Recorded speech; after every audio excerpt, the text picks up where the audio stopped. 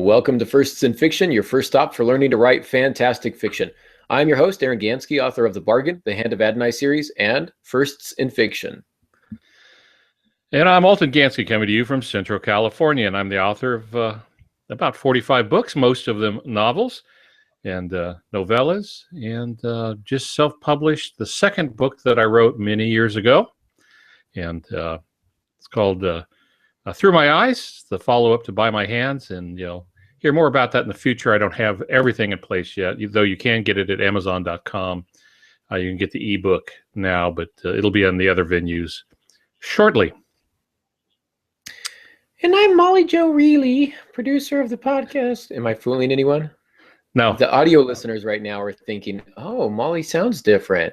Yeah. It's the people watching live. It's just, I'm not fooling them at all, am I? So Molly is not here, if you've noticed, and I am a poor substitute, but we will be monitoring the chat room as much as possible. So please feel free to leave your comments, questions, concerns in there. We will get to them at the end of the show like normal. It may take us a little bit longer because we don't have Molly to interact with the crowd as much, but we'll still be keeping an eye on that. So we are glad that you're listening. A reminder to those of you on the audio cast or the audio only cast, you can watch us live 6:30 p.m. via Google Hangouts and YouTube. If you add Firsts in Fiction podcast at gmail.com, you'll add us to your circles and you'll get those notifications so you can watch us live if that's your thing. I listen to a lot of podcasts that are audio, just audio only, that record live on Google Hangouts like this, and I'm super sad that I cannot watch them live. I always want to participate in the chat room and be part of the crowd, and unfortunately their schedule doesn't work with my schedule. So yeah, there's if your schedule allows. A lot of people listen while they're driving and stuff like that, so the video isn't a good thing. The audio only, it's very much like listening to radio, so that's what many of them prefer. And it's on demand that way. So I certainly understand that. Absolutely.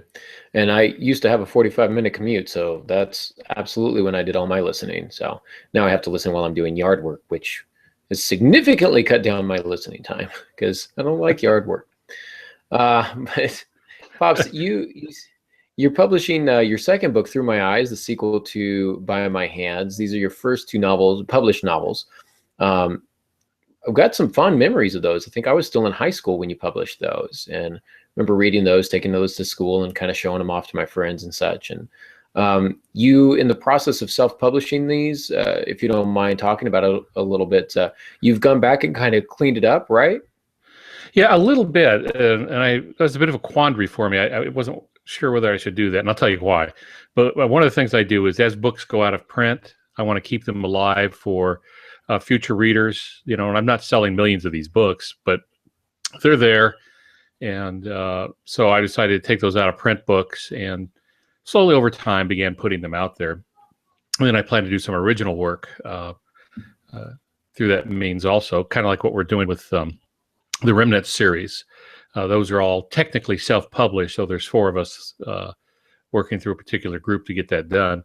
But that's why I do that. I want to keep them alive. I want them to be there when the grandkids get old enough to read, or argue with you why they don't want to read the stuff I wrote a long time ago. Yeah, Through My Eyes is the second book that I wrote. It came out third just because of publishing schedules. So I had By My Hands, which is the first book. And then there was a second book, which was, I think, Terminal Justice. And then Through My Eyes came out after that. And it was supposed to be 3 books, By My Hands, Through My Eyes, and With My Voice. And then you started walking around the house talking about the 5th and 6th book, like, out my ear and up my nose and those kinds of things. And so I am so funny. Yeah. I am Couldn't leave it alone. Couldn't leave it alone. And so then what I do is I take them and I put them up on Amazon, which is, I sell far more through Amazon than anything else. Do a physical book also through Create Space. And the second one, this book is going to be much more expensive than the others. And I don't get to set those prices. They set a minimum. But the ebooks, I can set the prices, and they're all cheap. It's $3.99 for this book. And then it'll also go out through iBooks and Smashwords and Kobo and PDF if you wanted to download those and stuff. But it always takes a little hoop jumping to get them all in place and ready to go and that sort of thing. Well, it does my heart good to know that those are still going to be available. Those are some classic ones. I know I don't want to spend too much time on this, but I feel like now they're almost historical, right? Like you can't go through and modernize the story, because the minute you drop in, like a cell phone or something, now it completely changes the dynamic of the story. Are you just putting dates on these and saying she woke up on the 5th of 1995 or 5th of April? No, what I did is I got incredibly creative on this, because that was one of the problems I had. I've got people in 2016, reading stories, and I know some are going to say, well, why doesn't she just use her cell phone? Well, you could have a cell phone, but they were huge. My first cell phone looked like a book, a big book, a dictionary. So it's just wasn't practical at the time I was writing those. So I have a face page before you get to chapter 1, and it just says, through my eyes, it says it is 1993. By my hands, it says it is 1992, and that's why when you see somebody carrying a pager or something like that. But then I also try to play down some of those things. So what I would do to get to most of the editing is I take a copy of the book, a published book, and I send it off to a company that I use, and they scan it. Of course, scanning puts some errors in it, so anybody who's doing this, you've got to go through and read those, because it'll put weird characters, or sometimes it can't tell the difference between an M and an I in, and it'll turn it into an R or something like that.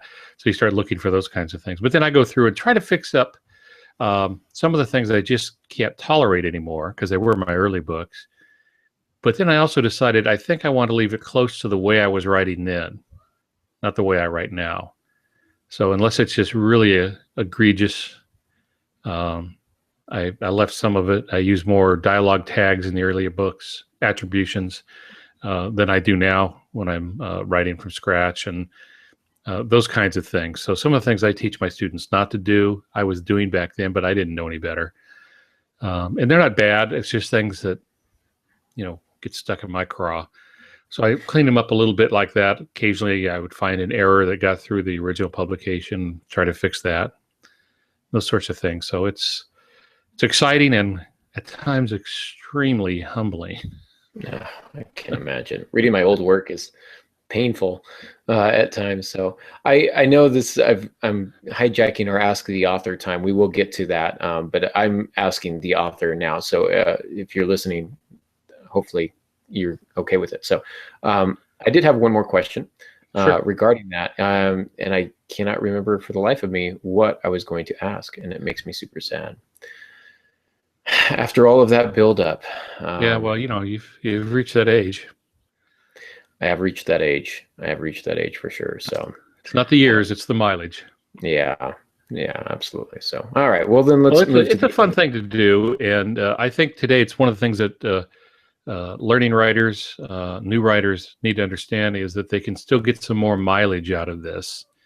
Those people who I'm thinking of, I'm thinking of several people who made their living for a long time writing articles. And the way they would do that is you don't get much money for placing an article, but they take the article back, change the title, change a couple of anecdotes in it, send it off to another publisher, and keep recycling those things over and over again. And Doc Hensley is one who used to do that over and over. His wife would have to retype them back in the day. Your books, you put hundreds of hours into these things, and at some point it's not beneficial to the publisher to keep putting them out. And so they'll put them out of print, and it's called OP, is what you normally see. Sometimes you'll see OOP. OP just means it's out of print, and then you have to get the rights back. Just because they put it out of print doesn't mean you have the rights back. It's copyrighted in your name, but you still have to get permission to get your own book back. And I've got a couple publishers who won't give me rights back on books they're not selling. And that's just the vagaries of business, I guess. But those that you do get back, it's now very easy to self-publish both physical books and ebooks, and there's a lot of venues to put them out there, and it keeps the thing alive. And I don't know, I sell 100, 150 books a month or something like that. Wow. So, it's not huge, but it's also some steady cash. I remember my question now. Okay. I was stalling for you. Thank you. Talking about typing in the articles, is that what you had to do, or did you still have your old files from No, your old what word I did is processing files? those books that have been published already, I take the physical book and I send it to a company called Blue Leaf, and they scan it. You get two choices. There's the destructive method where they cut the spine off, and it's faster and cheaper. Or if you don't have many copies, they will do it by hand, and then you get a Word file back, a PDF back. They'll also do the cover, but normally you don't have the rights to the cover. If a publisher has paid someone to do the cover, you don't have the rights to that. But I then go over it from top to bottom. I format everything, and then I just go over it and I look for all the silly mistakes that the scanner makes. But this way I'm getting the benefit of the editor's work. So I don't just use my files because those haven't been fully vetted. They're not fully edited. And so I'd rather get the benefit of having that editor's work, and that's why I have it scanned. And it's not much money to get that done. Indeed. All right. Well, that makes a lot of sense. Saves you a lot of time. So, yeah.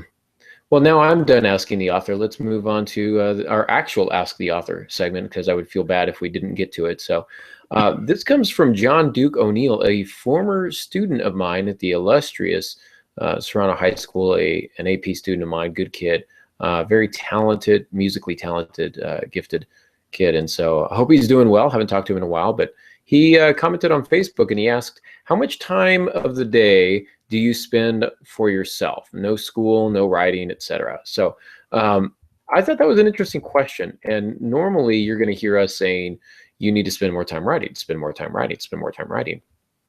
But I think it is important in some points to spend a little time for yourself, recharging your batteries, etc. Now, and Pops, I may be stepping on your toes here a little bit, but writing is fun. That is personal time. That's something that we do for ourselves, and I'll let you elaborate on that. But I'm taking this question to mean like at the end of the day, when you have already put in 1,500 to 2,000 words and you're tired and you've been working the day job, what else do you do? How much time per day do you allow yourself? And I don't really have a set amount of time. I don't budget my time, my personal time. That's the thing that I pull from so that I have more opportunities to meet my deadlines and do my day job and meet my commitments and all those types of things. What I have left over is time for my family, and that's how I spend it. I do try and protect as much of that time as possible. And so it really depends on the day of the week, what other commitments I have. If I'm on deadline, that time shrinks dramatically. And there are times where I don't really see my family much at all. But that's usually the exception to the norm, because I try and budget my time ahead of schedule. I was going to say time again, but that's too many times. And I basically, the way I unwind, I play some video games, I hang out with my family, I'll watch some TV with them, whatever it is. We play board games and the like. And those hours go up when I'm on spring break, winter break, summer break, etc. So I try and leave some time for that. But it's not a ton of time. So how about you, Pops? Yeah, I agree with all of that. And it's almost going to depend on where you are in your life. You know, if you've got 3 kids running around there and schoolwork and stuff, whereas technically I'm a full-time writer, mostly a retired full-time writer. But before that, I was, pastoring a church, and I had kids and stuff like that. So I used to schedule times when I would write, and then other times for those things. But now I find that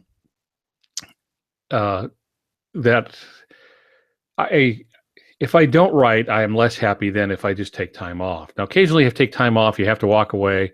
It's usually signs that you're just really tired. You're not going to do good work anyway. So run down to the beach or take naps.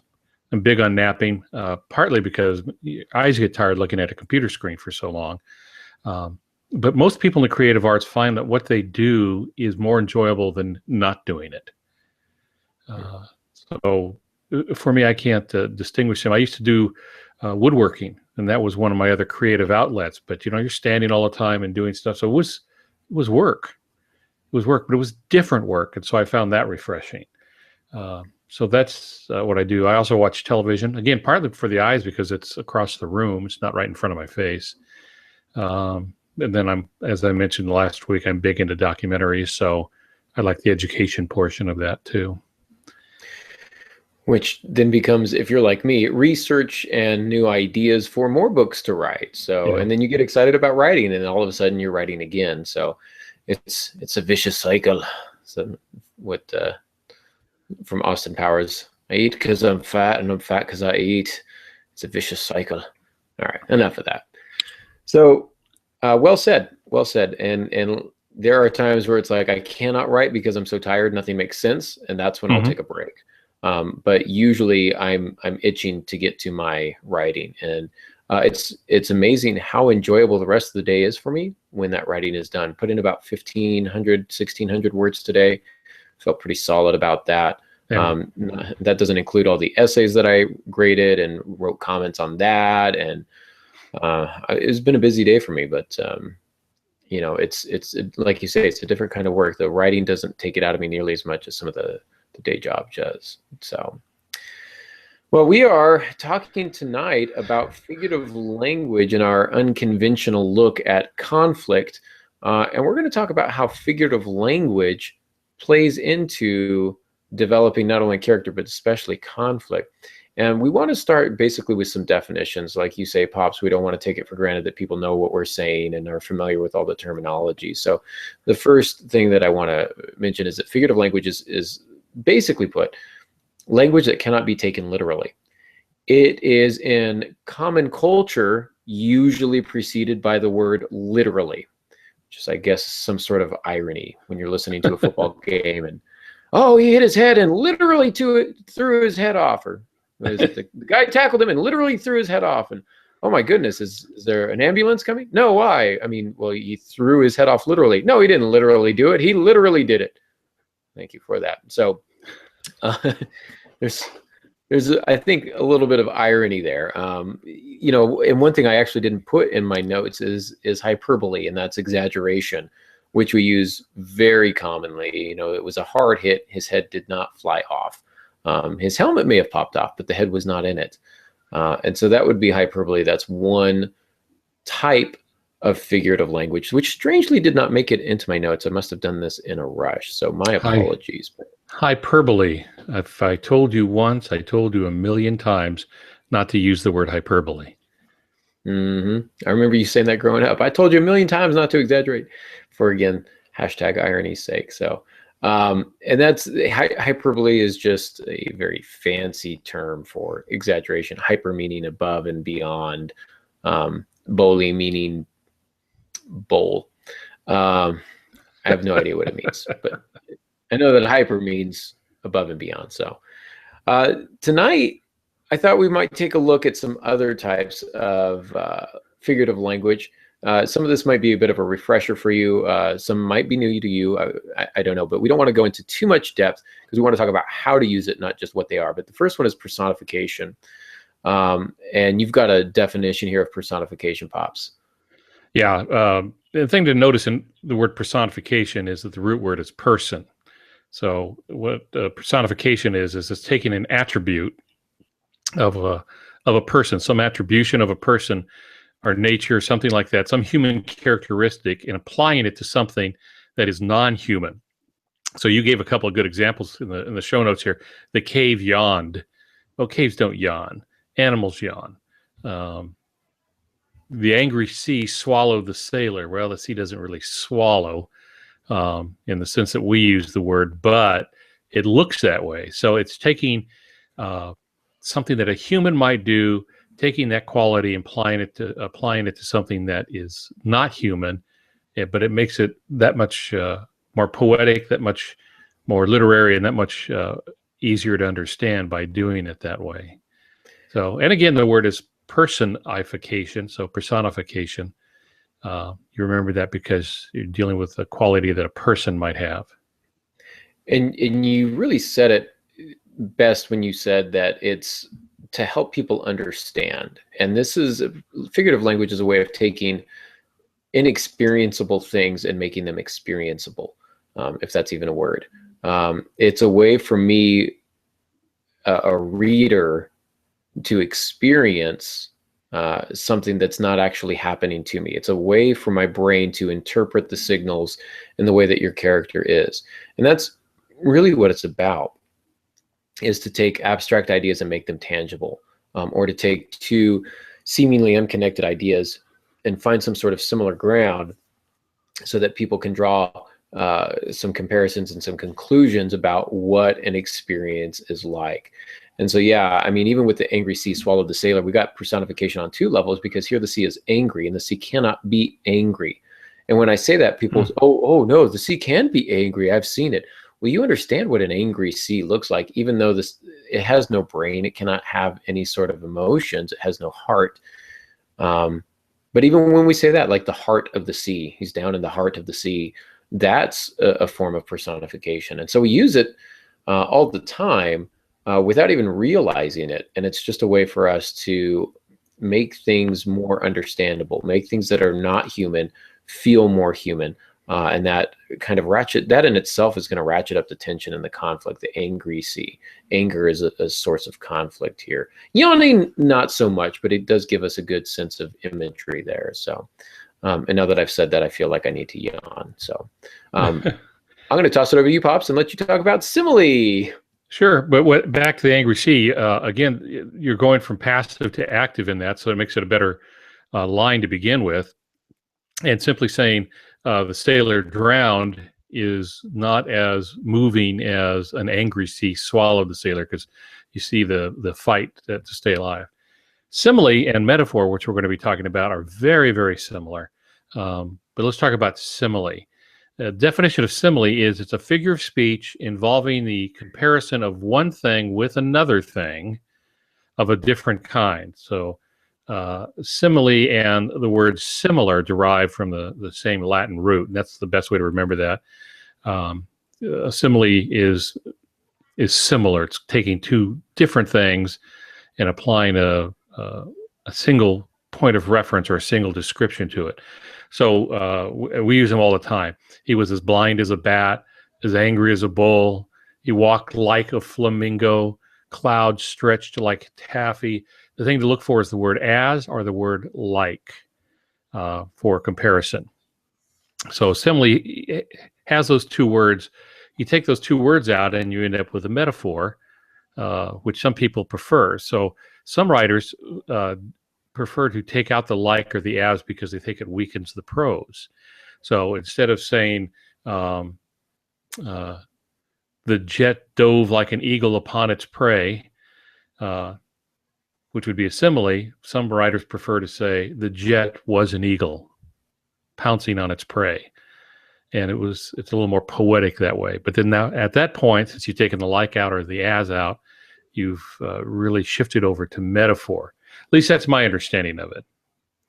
Yeah, that's the easiest way to do it. And when I'm dealing with high school students who are struggling, that's really what I say. And I say, I want you to write some similes, and I want you to write some metaphors. And metaphor, how do I do a metaphor? It's simple. You just drop the like or as, and that's the easiest way to do it. It's not the only way, though. You could actually tighten that last example up. You say the jet was like an eagle diving on its prey. You say the jet was an eagle diving on its prey. You could say instead the jet dove on its prey. Now, here, what we've done by taking out diving on its prey, prey then becomes the metaphor, because a jet there's no prey for it's not a predator. It's not preying on anything, and so whatever it's diving toward now becomes prey. And so instead of saying whatever it's diving toward is like prey, we just simply say it is prey. Does that make sense? Yeah, simile being its primary goal is to compare one thing to another so you get an idea of what's going on with the other. So it's taking something familiar or something dramatic and applying it to something else, and you get a feeling for it, a sense for it. Whereas we get in a metaphor, it's not so much the purpose of comparing as it is painting a picture, eliciting emotion, making something unforgettable by simply changing a few words with that. So that's metaphor, which is a figure of speech in which a word or phrase is applied to an object or an action to which it is not literally applicable. In other words, you shouldn't do that. And it's from the Greek to transfer. Metaphor means to transfer. So you're transferring a description, a thought, an image from one thing to something else. So you gave some great ones here. All the world is a stage. Well, no, the world is not a stage. However, when you say that, and when Bill Shakespeare said it, Bill, me and Bill, like that. When William Shakespeare wrote that, he did a fabulous thing, and it's hard to forget. It's a memorable line, and it says a lot more to in his case, the listener, and to the reader now than simply saying we're just a bunch of actors walking around on this planet. It's all the world's a stage, and we who go there are but actors playing our parts, or something like that. I can't remember. And all the people appointed actors, or something like that. Yeah, like that. Right. Yeah. Then you had a couple others there too. Yeah, one of my favorite ones, and I was going to say this real quick about similes before I get to metaphor, because I think this next example is really going to show the difference. One thing that similes often do, not always, but often do, is explain how the two unlike things are similar. He was as blind as a bat. So we're comparing him and the bat. They're similar because blind, right? He walked like a flamingo. He and flamingo is what's being compared. Like is right there in the middle. The walking, like, walked like. And so you see how they're similar. But if you just simply say, he strutted flamingo style into whatever, or this famous one from, I believe it's Virginia Woolf, words, words, words, how they gallop, how they lash their long manes and tails. And I just love that one because it's, I mean, what's being compared here? Well, words and horses. But she never says horses. But we understand that horses are what's galloping. And all of a sudden now these words have hooves and powerful legs, and they long manes, and they have tails. And so it's an image that cannot literally exist, but we understand the comparison and what it's doing, and the rhythm of it, and the feel of it, and the power of it, and the movement of it. And by saying it in that way, we're actually using fewer words but making a better picture. So I really like that one. Yeah, that's a fabulous one because she's comparing an active creature, a horse. It's galloping, and its mane is flapping in the wind, and applying it to something that is not active, a word. So we have to bring something to it, and she really pulls that off with that one. That's a great line. One of the ones I added to it was, I had fallen through a trapdoor of depression. Well, most people get depressed from time to time, and I doubt any of them have dropped through a trapdoor of depression. Yeah, that's how it feels. Like you come on suddenly, you're taken from where you want to be to some place that you don't want to be, maybe from light to dark. So the idea of this trapdoor suddenly dropping out from beneath your feet and down you go portrays what depression felt like to that speaker. Unless they're standing on a trapdoor which has the word depression painted on it, then it's a little more literal, but it's probably not the case there. And and so there, what I love about that is depression is abstract, right? It is not tangible. We cannot touch it. We can experience it, but it's not something that we can measure. Well, you have 3 quarts of depression. And it's hard to imagine those, and it's hard to feel those unless you can put it in some sort of tangible terms. And most of us have probably not fallen through a trapdoor, but we can understand the sensation, the surprise of it, that feel of the weightlessness, perhaps if we've been on a roller coaster that goes straight down. And so we get that sensation of that momentary weightlessness, and then the gravity, the pull of gravity. And so we go, okay, so this is what depression is like for them. It's something that comes on suddenly, and it's pulling at them, and there's no escape. And so these are all things that the reader is going to add to it based on a simple description. And I say simple, but sometimes these are really tough to come up with. And so I want to encourage you, don't give up. Figurative language is very difficult. You'll hear us talk about this at the end of the podcast. that it's primarily a second draft thing. I put in cliches all the time as placeholders, and I go, okay, I need a better description here. I need some figurative language here. But it's really hard to do it on demand. And Yeah. so you'll find the better you get at it, but it's going to take some it's like anything. You're not going to pick up a guitar and immediately be an expert at it. It's going to take practice. Figurative language is going to take practice. Making connections is going to take practice. And so you want to work at that. I know writers who will just put a line in the manuscript. They're working away, and they'll say this sentence needs to be more figurative, and they put it in, and they either highlight it in yellow or they put it in as red, or they do something so that it stands out, and they can find it a little bit later because they're still focused on getting the story out. They're not focused on making it the best story in the first draft. They're working on making it through to the end so that you have a cohesive story. Now you go back and you polish it and reshape it and make it better. And that's often where the figurative language comes in. And for me, that's sometimes the better part. I usually do this as I go along. That's the more fun part of writing, is taking something that's maybe a little overdone, smooth it out, make it more visual, put in more literary turns of phrase here and there where it's appropriate. That's fun. I agree.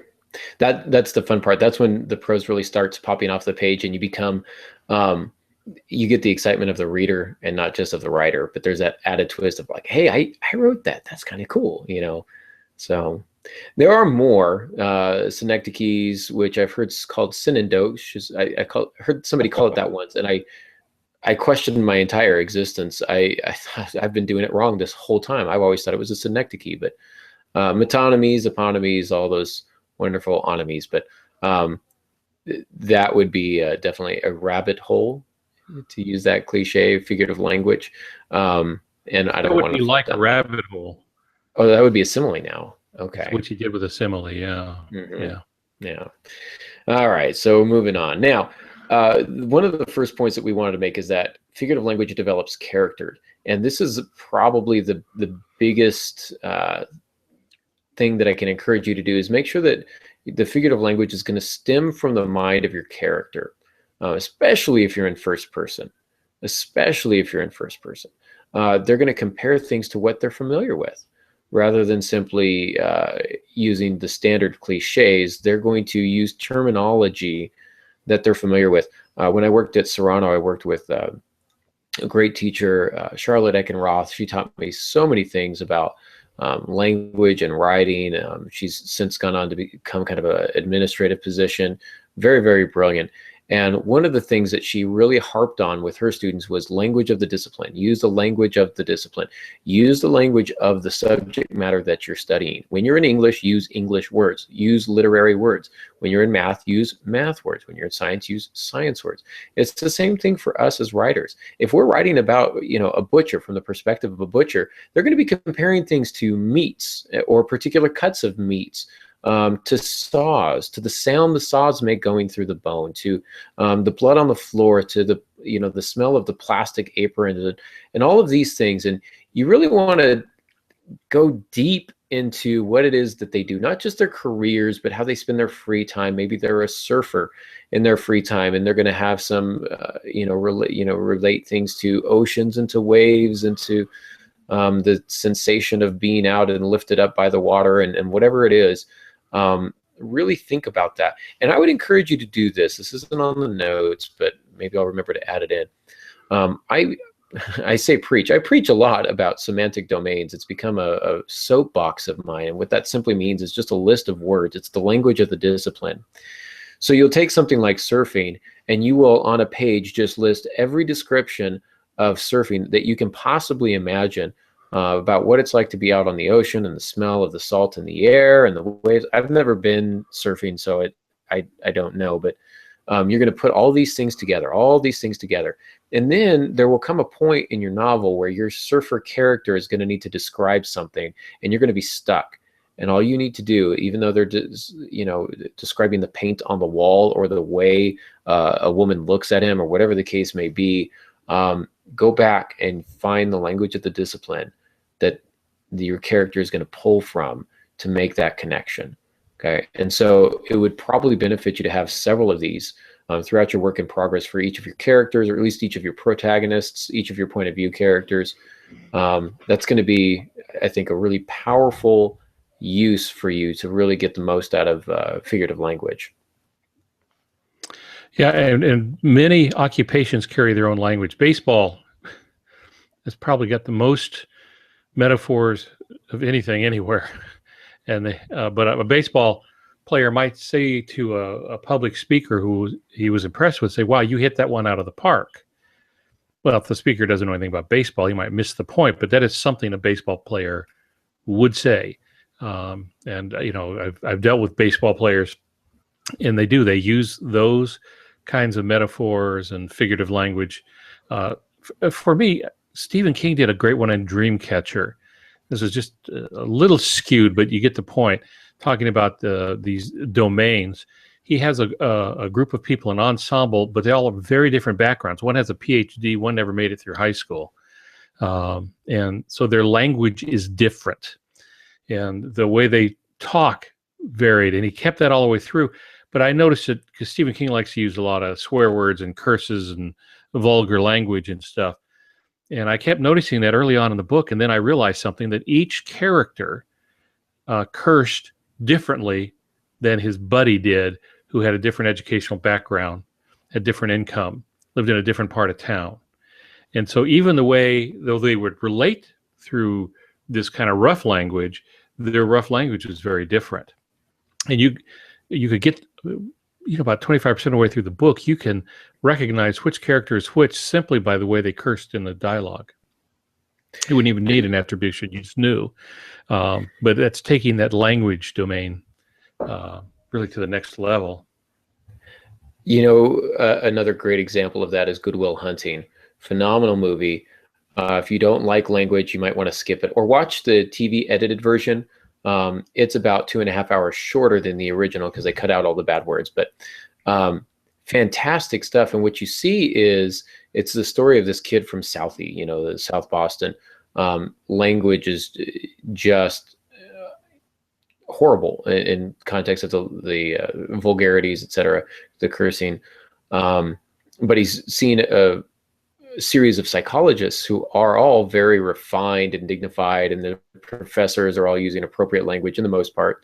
But he makes a connection with one particular therapist or psychologist who comes from Southie himself.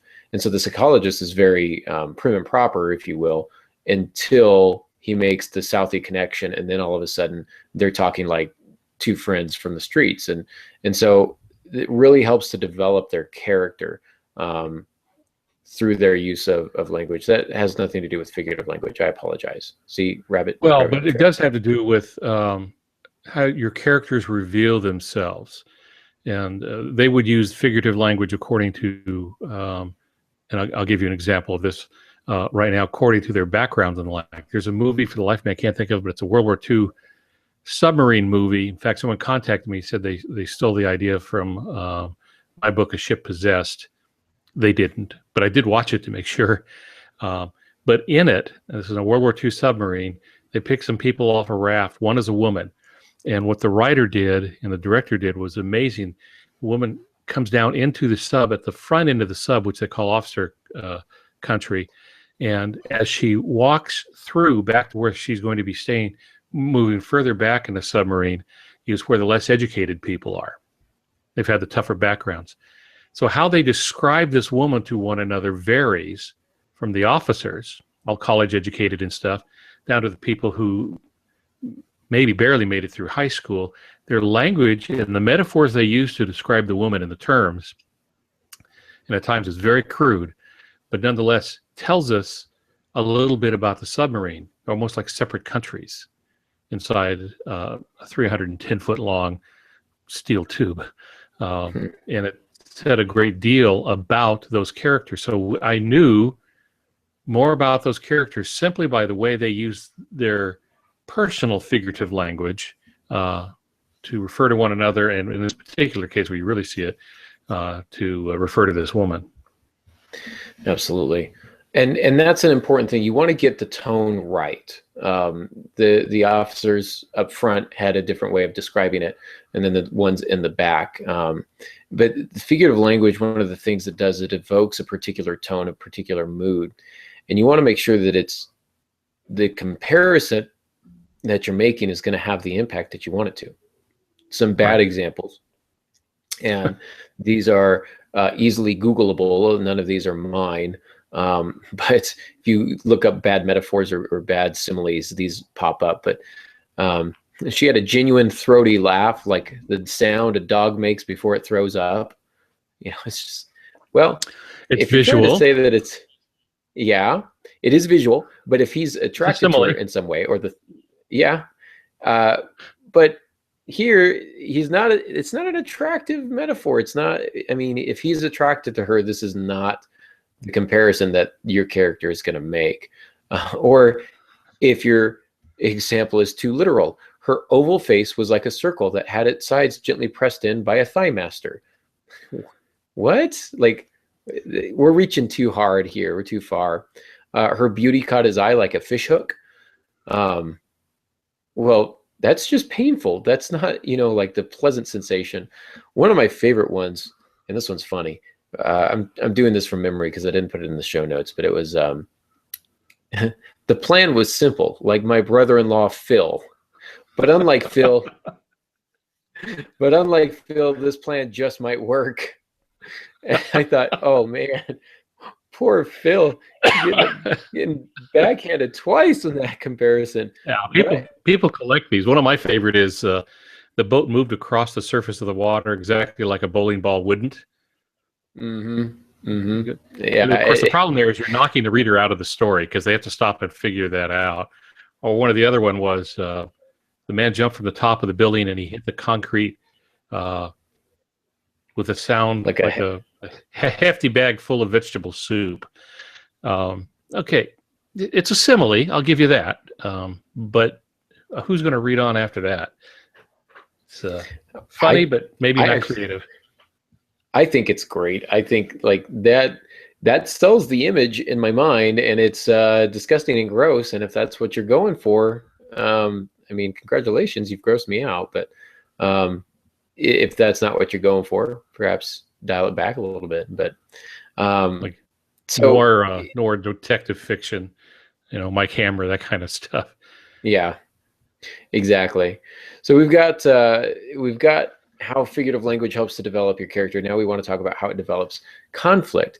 And really the two go hand in hand. The more you develop your character, the more you're developing the conflict. The more we know about your character, the more we know about what he or she desires and what stands in the way. So when you're describing the conflict, especially if it's another person, your description is going to help develop that tone that you want, right?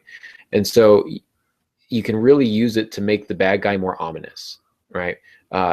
You got to have somebody who's big and bad and tough, and so you can use figurative language to do that. Whatever this obstacle is, whatever stands in its way, it could be a mountain, not a literal mountain, but a figurative mountain. See what I did? That's figurative language. Perhaps it's a literal mountain, in which case don't call it a literal mountain. Try and come up with some other figurative language to describe it. But describing the characters from the perspective of your protagonist is going to make the antagonist bigger, stronger, more like a machine. You might use kind of machine words if you're pulling from that particular semantic domain of machines and robots and power, you know, these powerful people, politicians, and all of these words that we could use to make the conflict, the antagonist, seem bigger and stronger. That's going to really ratchet up that conflict. Yeah, and that's what makes it memorable, I think. When you're talking about bad guys, I always think of the Popeye principle. Popeye the Sailor Man. Popeye is considered heroic because he beats up, depending how long ago you were watching this, Bluto or Brutus. He had different names, but he is a mountain of a man. He's 2-3 times bigger than Popeye, and everyone else around him is small in size. So if Popeye eats his spinach and beats up Bluto, he's a hero. But if he beats up Wimpy, the guy who's always mooching money for a hamburger, which he promises to pay on Tuesday, then he's not a hero anymore. He's a criminal. He's a cad. So that's one thing dealing with your protagonist, your antagonist, is you want them to somehow be scary. If not physically, then maybe they have more money and no conscience, or maybe they have some technical skill or something, some motivation that makes them evil. But it's got to be more powerful than the protagonist. Indeed, yeah. And maybe it's not an antagonist in the sense that you got the man versus man conflict. Maybe it's more of a man versus himself kind of a thing. Maybe it's a romance or a tragedy. Maybe it's some sort of loss that they experience, and now it becomes a gaping vortex of emptiness. And it might be a little bit more melodramatic, but here you're going to try and find terms that describe the sensation of loss that has grounded your hero, that has taken them out of the fight. And again, you want to find some terminology that they're going to use, and it's going to come from their experiences in life to explain that particular feeling. Or even if you're describing nature as being overwhelming, the tidal wave eclipsing skyscrapers, a little bit of hyperbole there, though I guess with the tidal wave it may not be, but you want it to feel big and bad and overwhelming, and you want to pull language that's going to sell those images in a way that it's believable, but it's also going to create that tone that you want to create. And so, like you say, Pops, by increasing the size of the antagonist, it's really going to up the stakes. And your character, you said this before, your protagonist is really measured by their antagonist. I've actually heard the criticism of Marvel movies, which I love with all of my heart. The most common criticism I hear of them is that short of Loki, the villains are pretty pedestrian and mundane. And Loki was a great one. They hit it out of the park with that. But the rest of them, like Red Skull, it's like Captain America beats up Red Skull, and it's like, okay, but it's just kind of, the evil man in a suit that's trying to overthrow the world or whatever. And they're just kind of stock characters. You want somebody who's really big and bad and powerful, and that's going to really up the stakes there. Yeah, true in every sense. And I think that's one reason we're going to veer off here if we're not careful. But why there was such a change in especially in the 70s, it began earlier than that, in comic books, because Superman was too good, too strong, too invulnerable. They had to create something to weaken him, since therefore the kryptonite. Along comes Spider-Man, who's really an out-of-place teenager who's brilliant, but he's got all the teenage problems. And so now he's got a personal life he has to struggle with. And it's not really about figurative language, but the point is that these things do change. When you use that figurative language for your antagonist, he was a bear without fur, but full of the same fury and power. So there are now a metaphor on that. We just don't say he's big and he's bad, but he was a bear. That tells me his size.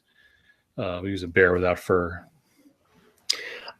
You were mentioning that an old friend came up, and I remember her children and some of the descriptions that they used to when they got in arguments, and we're talking about pulling from semantic domains. And so one child calls the other one. This was a big fight, by the way, and they were really angry with each other. And one kid told the other one, he said, "You math book." And the other one said, "Well, you're a mudhead on fire." And but I mean, talk about pulling, right? When you hate math and there's somebody that you really hate, it's like, oh, you're a math book. Like, you're perplexing and I hate you and I want to set you on fire. But, pulling from the character's experiences there, that's actually a fairly decent example, I think. Both of those kids are pilots now. Really? We need to catch up. I need to know more about that. So, but yeah, you can really do that, like developing the internal conflict as well, and how your character views him or herself. One of my favorite songs is by a band called Daisy, and it's called Brand New, I think is the name of the song. And in it, he says, he says, "I'm a mountain that has been moved. I'm a river that is all dried up. I'm an ocean nothing floats on." And he continues this, and it's just metaphor after metaphor after metaphor of the feeling completely and totally useless and good for nothing.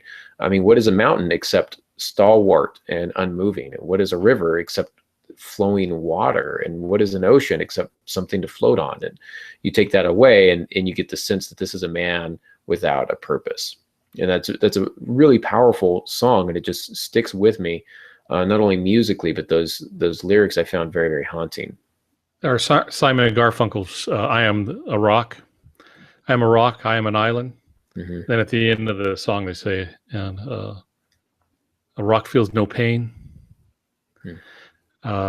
So it gets quite sad from that. But again, those are metaphors. I am a rock. I am an island. Mm-hmm. I'm all alone. I choose to be alone. And it shows how they view themselves, right? And that's developing an internal struggle, right? You don't have to go, I don't want you to beat a dead horse on this, pardon the cliche and figurative language, but you don't want to overdo it. Just, finding the right line or two to sell these ideas. It's a really positive way. It's a really good way to make intangible feelings feel tangible. Loneliness squeezed him like an orange. Guilt that ate at him from the inside. Guilt cannot eat. And so there's some personification working there, right? His heart galloped in the cage of his ribs. So we got a couple things there, because the heart doesn't gallop. It's not a horse. And ribs, we say it's a rib cage. Technically, it wouldn't be a cage, but that's a very easy comparison for us to make. Dean Koontz did that. He talked about, I can't remember the book now, but the heart scrabbled inside the cage of his chest like an animal chewing its way free, or something like that. I can't remember, but the idea was his heart was like an animal trying to get out of a cage. That's a great description. And so you want to find natural things that your readers are going to understand for the sake of comparison. Make sure that they're natural for your character. I always think of like an Amish character. This is why I don't write Amish fiction, because I have no idea what they would compare things to. Maybe like it was as fascinating and it's dangerous as electricity. I don't know. I'm guessing here. Fireman may describe his love for somebody as a 5 alarmer.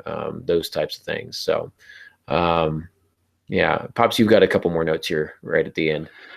Yeah, last couple things. Go back to something we touched on a little bit earlier. Don't worry about getting the figurative language during the first draft. One of the mistakes new writers make is they want it all to be perfect as it comes out their fingertips onto the keyboard, and that seldom happens. You get the story down, then you can go back and start working the language. So don't worry about it during your first draft. If it comes to you while you write the first draft, if you're gifted in that area, then great. Don't put it aside, use it. But otherwise, you just add it later as you edit. The more you write, the easier figurative language becomes. The more you read, the easier figurative language comes. And that leads to the next thing. Make a habit of noticing figurative language in the novels you read, in the short stories that you read. How are they doing this? And why do I remember that sentence? And you'll know a really good sentence, because writers are horrible about this. We read a really good sentence and we stop reading. We just sit there and study that sentence for a while because we recognize its brilliance. But make a habit of noticing figurative language in the novels you read, the short stories. And so if the author does a good job with it, take the time to find out why. Study it. See what he or she did that was right. Cormac McCarthy is one of my favorites. But you know who's the master? Ray Bradbury. Yeah, we've mentioned him several times, yeah. But just in context of figurative language, I mean, he was a master on a lot of levels, but if you want to just talk about somebody who did figurative language right, it was Ray Bradbury. And I would also add Cormac McCarthy to that list as well. There's several others, Flannery O'Connor was incredible with it. Her figurative language became symbolic.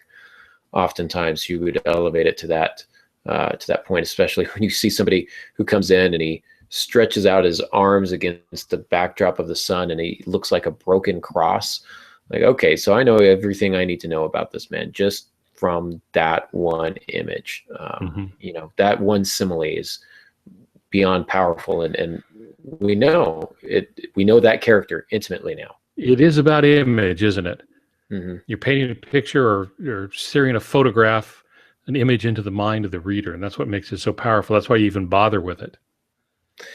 Yeah, not just the picture, but also the sounds, the smells, the tastes, the textures, all five of the senses. You want to engage all five with the figurative language, but um, we're a very image-driven society, a very visual society, and so that's what we tend to fall to most often. But don't forget the other senses as well, and that's what figurative language is it takes the intangible and turns it into tangible sensations that we can experience. So.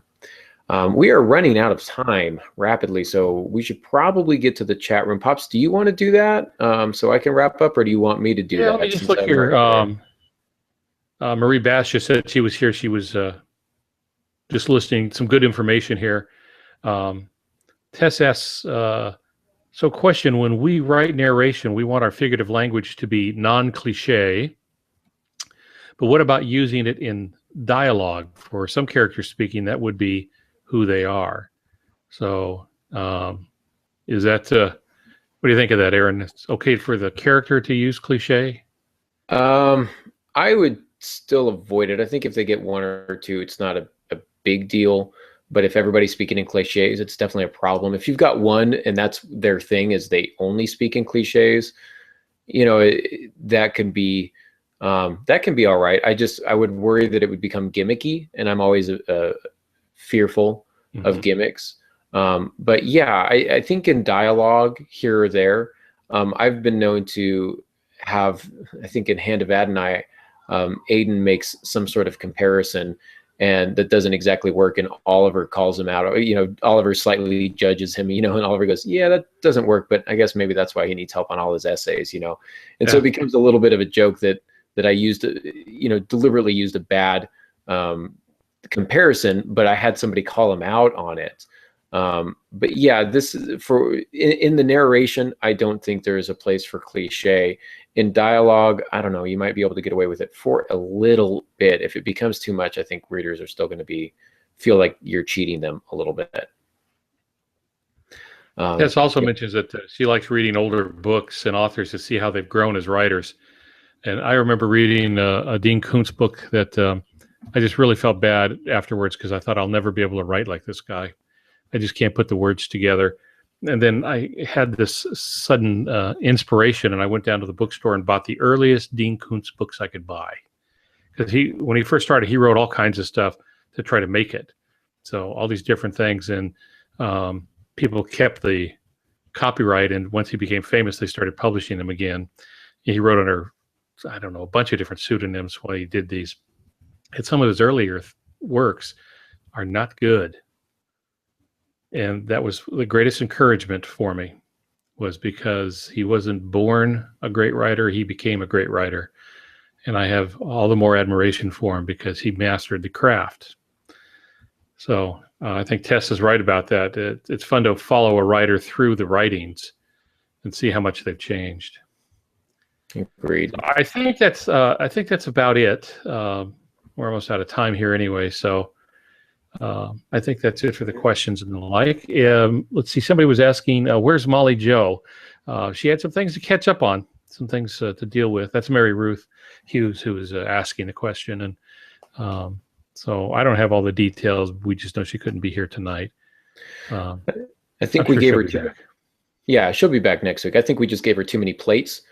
And so I think she's just trying to clear them off. Talked with her for a little bit today. She notified me in advance that she wouldn't be on tonight. She's just got a to-do list that's the size of Arkansas. A little bit of hyperbole and figurative language there to close us out. Is Arkansas big? How about Alaska? We'll make it bigger. Alaska's pretty big. Alaska's pretty big. So, biggest state in the union. I don't know if you knew that or not. But I did know that. All right, fantastic. Well, we do thank you all for listening. Next week, we will be looking at subtlety in conflict, continuing our unusual look at unconventional look at conflict. So subtlety in conflict, how to make that happen, how to make that work. So you want to join us again next week, 6:30 p.m. Tuesday night. Don't forget to ask the author. Got a few more questions via Facebook and Twitter this week. So thanks to those of you who have submitted. We've got a few more to get through. So keep sending those in. And also, you can find us at altongansky.com. You can find Molly Jo at frankly, my dear mojo.com, and you can find me at aarongansky.com. So we do thank you all for listening, and until next week, good writing.